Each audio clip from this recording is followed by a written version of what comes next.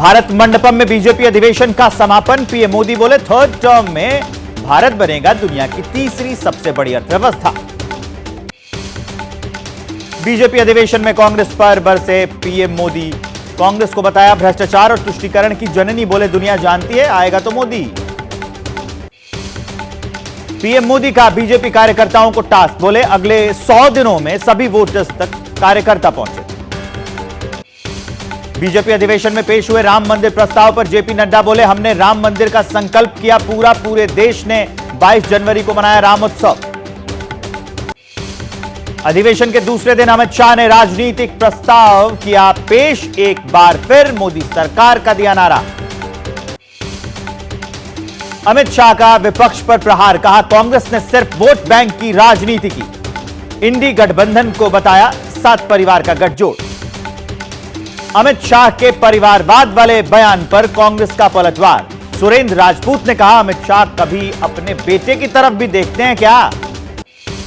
अधिवेशन में यूपीए सरकार के कार्यकाल पर जारी किया गया श्वेत पत्र। 10 वर्षों के दौरान आर्थिक अनियमितताओं के ब्यौरों का जिक्र किया गया। मोदी सरकार का चुनावी थीम सॉन्ग लॉन्च। दोहराया फिर एक बार मोदी सरकार। अलग अलग भाषाओं में जारी हुआ है यह गाना। अमित शाह के बयान पर भड़की कांग्रेस। उदित राज बोले, बीजेपी के अंदर लोकतंत्र नहीं, बहुत घुटन है। कांग्रेस नेता कमलनाथ और उनके बेटे नकुलनाथ बीजेपी में हो सकते हैं शामिल। कांग्रेस के 8 नेताओं की सूची बीजेपी को सौंपी गई। बीजेपी में शामिल होने की खबरों पर पूर्व सीएम कमलनाथ बोले, मेरी कहीं बात नहीं हुई है।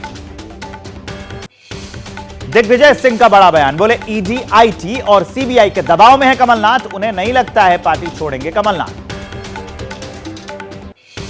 जीतू पटवारी ने कमलनाथ को लेकर किया बड़ा दावा। कहा, कोई कहीं नहीं जा रहा, सब भ्रामक बातें।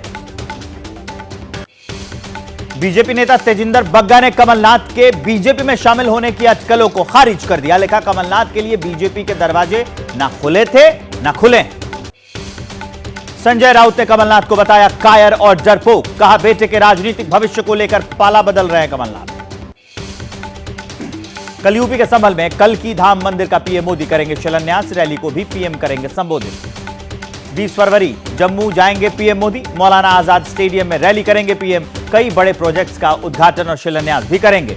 राहुल गांधी की भारत जोड़ो न्याय यात्रा आज प्रयागराज से आगे बढ़ी। यात्रा में उमड़ी भारी भीड़। प्रयागराज पहुंचे राहुल गांधी ने राम मंदिर की प्राण प्रतिष्ठा का उठाया मुद्दा। बीजेपी पर पिछड़ों, दलितों की उपेक्षा का आरोप लगाया। राहुल के राम मंदिर वाले बयान पर बीजेपी का पलटवार। अजय आलोक बोले, फिर से रामलला का अपमान कर रहे राहुल। 20 फरवरी को कांग्रेस की न्याय यात्रा में अखिलेश यादव के शामिल होने पर सस्पेंस। सीट बंटवारे पर बातचीत को तरजीह दी गई। स्वामी प्रसाद मौर्य के बाद एसपी को एक और झटका। सलीम शेरवानी ने भी महासचिव पद से इस्तीफा दे दिया। सीएम अरविंद केजरीवाल का बीजेपी पर हमला। कहा, ईडी और पीएमएलए को खत्म कर दे तो आधी बीजेपी पार्टी छोड़कर चली जाए। झारखंड कांग्रेस के 8 नाराज विधायकों ने दिल्ली में डेरा डाला है। चंपई सोरेन ने कांग्रेस अध्यक्ष खड़गे से मुलाकात की। संदेश खाली पर नहीं थम रही सियासत। आज सिलीगुड़ी में बीजेपी ने ममता सरकार के खिलाफ प्रदर्शन किया। संदेश खाली पहुंची टीएमसी की जांच टीम। ममता सरकार के 3 मंत्री भी शामिल। पीड़ित लोगों से कर रहे हैं बातचीत। संदेश खाली मामले में आरोपी शिबू हाजरा की बशीरहाट कोर्ट में पेशी। अदालत ने 8 दिन के लिए पुलिस हिरासत में भेजा। शरद पवार की एनसीपी पर दावे वाली याचिका पर कल सुप्रीम कोर्ट में सुनवाई। चुनाव आयोग ने 6 फरवरी अजित पवार के गुट को असली एनसीपी बताया था।